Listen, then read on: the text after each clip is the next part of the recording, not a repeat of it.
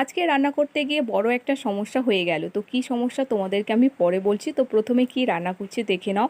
আজকে রবিবার, আর রবিবার রান্না করছি চিকেন। আর এই প্রথমবার আমি চিকেনটা একদম অন্যরকম ভাবেই বানাবো। তো কিভাবে বানাচ্ছি তোমরা দেখতে থাকো। তো প্রথমে আমি সমস্যার কথাটা বলি। যেহেতু আমাদের বাড়িতে প্রতিদিন মিস্ত্রি হচ্ছে, তো সেই কাজবাজের মধ্যে থাকতে হয়। আর আজকে রবিবার মিস্ত্রিরা আসেনি, তাই বাড়ির মধ্যে অনেক ছোটোখাটো খুঁটিনাটি কাজ থেকে থাকে। সেই কাজগুলোই আমি আর আমার বর সারছিলাম। এইরকমভাবে কাজ করতে করতে প্রায় 11টা মতন বেজে গেছে। তারপর স্নান করে ঠাকুর ঘরে ভোগ জল দিয়ে আস্তে আস্তে 12টা মতো বেজে গেছে। তারপর রান্না বসাতে বসাতে আরও আধা ঘন্টা। তো গ্যাসে রান্নাটা বসিয়েছিলাম। প্রথমে রান্না বসিয়েছিলাম বাঁধাকপি চচ্চড়ি, আর বাঁধাকপি চচ্চড়িটা প্রায় হয়েই এসেছে, সামান্য একটু বাকি আছে, একটু রস রস মতো রয়েছে। তারপর যেই ভাতটা বসিয়েছি অমনি বন্ধুরা গ্যাসটা বন্ধ হয়ে গেল।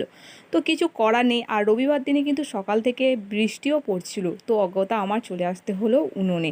আর এই যে একে বেলা হয়ে গেছে, আর তার উপর এই যে এত কিছু রান্না বান্না। তো কদিন ধরে আমি মনে মনেই ভাবছিলাম যে গ্যাসটা কোন দিন শেষ হয়ে যায়। তো দেখতে দেখতে রবিবারই গ্যাসটা শেষ হয়ে গেল।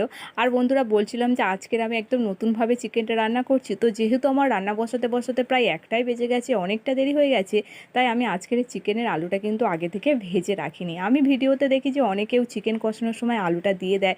তো আমিও সেইভাবে চিকেন কষানোর সময় আলুগুলো দিয়ে দিয়েছি। তারপর যেভাবে চিকেনটা রান্না করি প্রত্যেকবার সেইভাবেই রান্না করেছি। আর আজকে দিয়ে দিয়েছি একটু বাটা গরম মশলা, মানে গোটা গরম মশলা বেটে দিয়ে দিয়েছি। বন্ধুরা যা হয়েছে না রান্নাটা, পুরো বাড়িটাই চিকেন